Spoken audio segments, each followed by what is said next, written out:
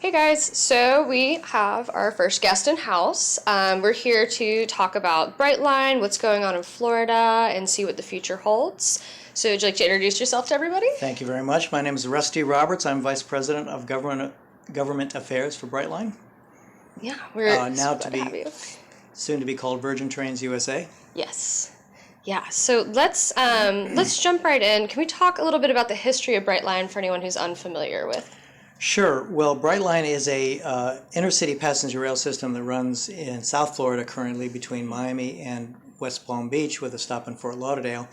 The system runs on a railroad track that has been upgraded but is about 125 years old. Oh, wow. But all of it is brand new track. We are a subsidiary of a company called Florida East Coast Industries. Florida East Coast Industries is the legacy company of a famous Floridian named Henry Flagler, who started building his railroad from St. Augustine, eventually all the way to Key West in 1885, and made it to Key West by 1910. That's great. That Key West extension is long gone, but certainly the freight company between Miami and Jacksonville still exists and still runs today on the same tracks. Our company, our parent company, Fortress Investment Group, bought that railroad in 2007. And somewhere along the way between 2007 and 2011, they got the idea that maybe they could put passenger rail back on this system. Passenger rail that ran for 70 years, until 1968. And so they studied it and decided that it was a viable corridor. And the only difference between running between Jacksonville and Miami is to run the train between Miami and Orlando, which makes a lot of sense because those are the two largest cities in Florida. Orlando being the most visited city in America, compared with Miami and South Florida, which is an international city, an international region. Both the synergies between those two regions make this probably one of the most dynamic city pairs and the most viable city pairs for reintroducing private passenger rail into a corridor.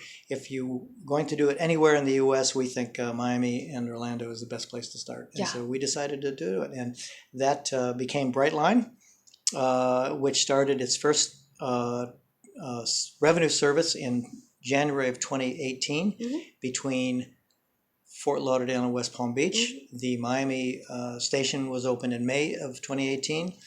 And we are now in our second year, and we're doing great. We're having a good time. It's a very well received product by our customers who ride it. Yeah, it looked like in the first year the initial ridership was over 500,000, and then with the expansion, a proposed 3 million annual riders. Our actual first year was almost 700,000. Wow! And that's great. When we look at comparing our system to other systems around the world, and we spend a lot of time comparing our system to other successful system. And the Amtrak, the Acela Northeast Corridor is one we compare to, as well as the Italo in Italy, the Eurostar, which are all well-run systems and economically sustainable systems. We actually carried more in our first year than Acela carried in their first year. That's great. Now, obviously, that was 18 years ago that Acela started, so you have to factor that in. But what I'm saying is we are on the same track that in terms of ramp up, these other railroads have been. Definitely. So now that we have the initial phase of Brightline and your first expansion on track, I was wondering if we could talk a little bit about the expansion plan to Orlando. Sure. We're very excited to finally get this train extended north of West Palm Beach into Orlando. As a matter of fact, a week from today, today we're filming this, we will be doing our groundbreaking ceremony to open the Orlando segment at Orlando Airport. What's unique about this system going to Orlando is that we're actually going into an airport, an existing airport. And our station will be the centerpiece of Orlando International Airport's new south terminal that is under construction now. They call it the Intermodal Terminal Facility. It is already built. The train station itself is being built out with the Virgin brand. But it, when completed, and the first train rolls in, expected 2022, Orlando Airport will be one of the first in the nation, one of the few in the nation, to actually have an intermodal terminal, a train station, within the airport's footprint. There are many other, there are a few other airports around the nation where you have a train connectivity, like at JFK, like at Miami, you're actually leaving the airport property and getting on a train through some sort of people mover or shuttle. This one is right in the middle of the airport. It's brilliant. And so what's interesting is this airport design was planned and designed in the 1990s to build this new south terminal. Orlando International Airport knew that they would have to expand, that they would be overgrown, and they are. They're carrying 48 million people a year through that airport, designed for 25 million. Yeah. And so they planned an expansion that they knew that they would have to build someday. And when they planned in the 90s, they planned for a high-speed rail station, thinking that there'd be some other system, much like what they're trying to build in California. Yeah. Florida's had several attempts to build a high-speed rail in various corridors in the state that have not been successful. So when we came along, we went to the airport authority knowing that they would be building this new system, and we asked them if we could be the tenant, and so use that facility. And so we are the tenant, and we rent the space. It's designed for 3 other train systems, so not just Virgin. Obviously, it has a people mover platform to take people between the north terminal and the south terminal. It has room for a light rail that goes to the tourist area. Yeah. And it has room for our commuter rail, Sunrail. So it's a great facility. We're real excited about going there. And that's underway. Construction along that rail corridor, which is 180 miles of new track we're laying. 500,000 concrete ties are involved. Yeah. Lots of rail. It's going to be very exciting, and several bridges because we go over several waterways. So it's quite a monumental project. It is the largest private infrastructure project going on in America right now. Yeah. That's all with all private funds. Yeah, that's fantastic. And I mean, with these infrastructure projects, we also see a number of jobs coming in and permanent jobs as well too. So you guys have hired out a pretty large permanent staff at this point, thousands? We have. Actually, our core employees for the train system is only about 300 people. Okay. We, in terms of job creation, though, in construction alone, when we're finished, we will have created 10,000 jobs. Yeah. And obviously, those are temporary, they're construction, but it also, you have to factor in permanent jobs that are outside of the core rail employees, because there's direct employment, there's indirect employment, and there's induced employment. And so there are many other jobs being created as a result of the train station being built, whether it's businesses in the train stations, and people who work for the train company, for Brightline Virgin.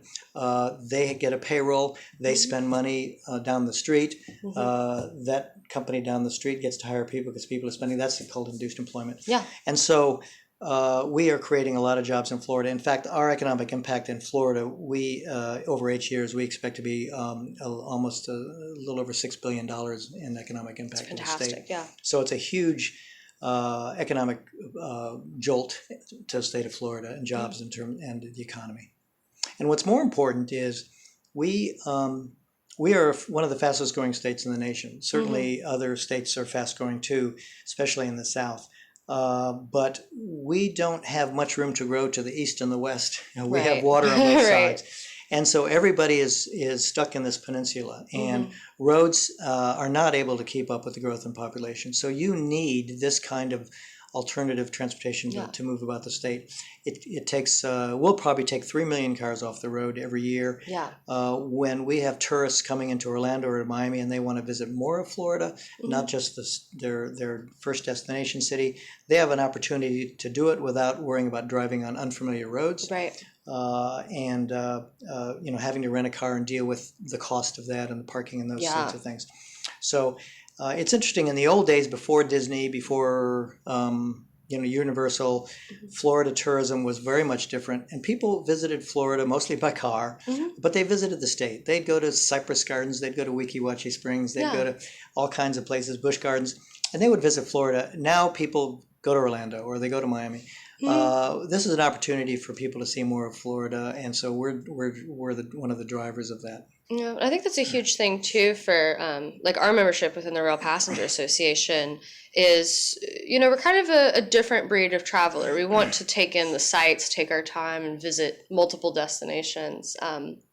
And I just see this expansion as a huge positive. And, we have a really diverse passenger membership in this country too. And so, having stations that are ADA compliant, easily accessible to people that are older, people with young children, like that's a huge plus. And when you consider, the traffic on I-95 and how many fatal car wrecks there are, having those alternatives is just really sound for our membership. Well, it's interesting you say that, because when you talk about the visuals, when you're driving down interstate, whether it's Interstate 95 in Florida or any other interstate, your view is not much. It's trees. Billboard city. It's trees, unless you go through a downtown corridor, Yeah. and then you're seeing downtown. When you travel by train, and this particular train, the Virgin train through Florida, you see communities along the way, and you're seeing coastline. When Henry Flagler built his railroad and took people from St. Augustine down to Palm Beach, the town that he founded, and then eventually Miami, he advertised that you can see scenic Florida as you travel. Yeah. Development wasn't as big as it is now, so you could actually see the coast. It is still possible on this railroad to see the water as you travel along. Nice. It's going to be beautiful. People actually see these communities that they bypass all the time on Interstate 95 and have no idea what those communities are like. Right. Our stations, our trains, you mentioned ADA compliant. We are the only right now first. Obviously, Yes. new trains coming in line will be ADA compliant, Yes. fully ADA compliant. And our stations are as well. And we're also very focused on our environmental footprint. Most people don't know that our trains, which are diesel electric trains, are fueled by 100% vegetable-based biodiesel. Yeah. We buy that fuel from Florida Power and Light, who blends it, and we sells it to us in West Palm Beach. We have solar trees, so a couple of hundred now at our stations, helping power certain segments of our stations. Right. And so we are cognizant of those issues that are important, especially in places like Florida, of climate change issues, and how we can have a positive impact on that. So while we're talking about ADA compliance, community impact, and creating more permanent jobs, I know that you guys had a diversity and inclusion initiative to hire some neurodivergent staff members. I was wondering, there's a story that you shared with me at lunch. I was wondering if you'd be willing to share that now. Well, our train station in Miami, for example, is located in an historic black neighborhood known as Overtown, which was a thriving community in the early part of the century. Really what helped change that was the interstate coming through, which has happened in many, many communities across the country. And they've had economic difficulties over the years. We came in and built our train station in that community. Now, one of the reasons why we built there is we already owned that land. That is the location of Henry Flagler's original train station in Miami. Yeah. So the company never gave up that land. They just never developed it after the train station was torn down. It became parking lots. When we came in to the community, we said, we're going to build this train station. We're going to create jobs. And we made an agreement with the community that we would give priority hiring to people who lived within the Overtown area. Right, absolutely. And so that's just one of the diversity components of our hiring. We've hired young people who have told us that they have had trouble finding jobs because of where they live. Not necessarily because of their abilities. It's because they weren't able to get to a job. Right. Because they don't have a car, or they don't have a way. The bus system isn't adequate for them. Although we have a great bus system in Miami-Dade County, but they're close to work. And so we've hired young people. When I say kids, I mean in their 20s, who are thrilled to be working close to home. They're thrilled to be working for such an innovative company. And when we've had VIPs come through and they meet some of these employees, they're quite astounded. Senators and members of Congress and others, they remark about the attitude that when they talk to these young people that comes out about their having been very excited about working for this company, grateful to have a good job and have good employers. We have great bosses. Our executive team, especially our company president, is a people person, and our executive team is that well too. Probably knows everybody's name in the company. That's great. And so we try to operate that way. We have hired people who have disabilities like Asperger's or autistic. Jobs that they're able to do, but they do it well, and they have great attitudes, and they're great employees. we're very excited about the mix of employees that we have. Yeah, definitely. Well, I think for people in my generation, we want some kind of incentive towards the future, and to see an initiative like this, like that is what we want, and it's good to see permanent jobs with a diversity standpoint, and it gives me hope. I'm sure it gives some of our viewers hope as well, to know that our future's in pretty good hands. We're reducing carbon emissions, and we've got people at the executive level. I think that we've one of the greatest new startup companies in Florida because of the way we were able to put this thing together. Remember, this company did not exist 5 years ago. Right. We had a few. It existed with a core number of employees who were trying to build a train system and develop communities around the train system. And we have grown in those short 5 years into a major driver of this economy in Florida. So we're thrilled. What would you say is your thesis for success?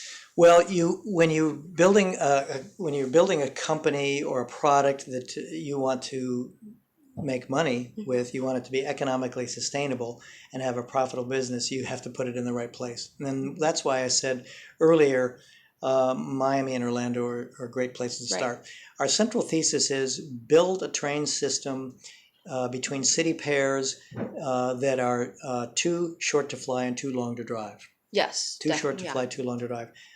You can find corridors like that, not only in Florida, but in other parts of the country, like Houston and Dallas, that another company is trying to do that. Yeah. Las Vegas to Los Angeles, which is another area where we are building Virgin trains, St. Louis, Chicago, Atlanta, Charlotte. It can be done in other places, but Florida's the test bed, and we're proving the concept right now. Yeah. Well, and this is something, too, that I've tried to highlight in my blog and spoken with a number of members about. But there are those of us who prefer being a passenger and feel safer off of the highway. And I think what you're saying about too long to drive, too short to fly, like those are the markets where the train really has a strong impact. And like as a passenger, I feel much safer going by train than, say, like in a bus on the highway. Well, the other...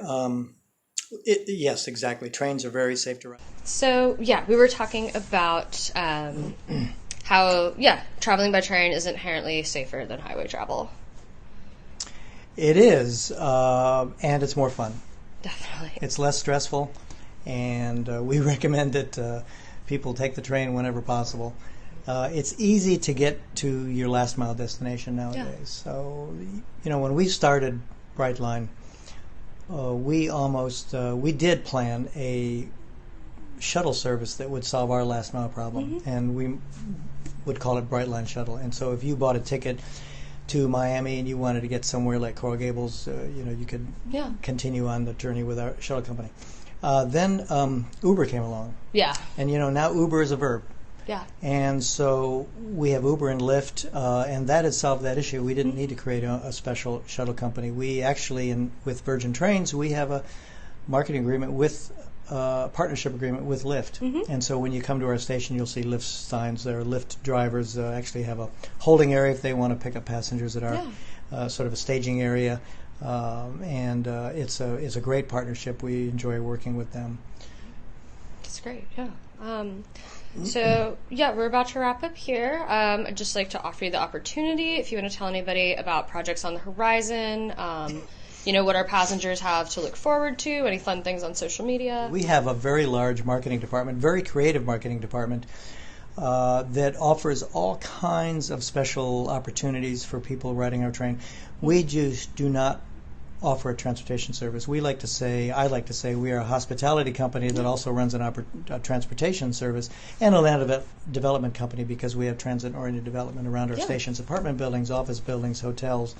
So we are out of the box in terms of what we're trying to do, what kind of company we're creating, and how we're changing the game in terms of transportation, inner-city transportation. And so we think we're a model for the nation. And we're very excited to be able to take this model to other places. That's why we're working out in Las Vegas now, in Los Angeles. We're looking at other states. I tell people when I'm giving tours at our station in Miami, my first thing I say is welcome to the future of inner city rail in America. And that's what we are. Yeah, no, it's great. I have loved watching your videos and following you guys online, and we have a lot of conversations about how we're going to get America back on par with the advancements that we see in Europe, especially Switzerland and Germany. And I think you guys are definitely on the right track, pun intended. Thank you very much. Yeah, thanks for having us. Thank you. Yeah.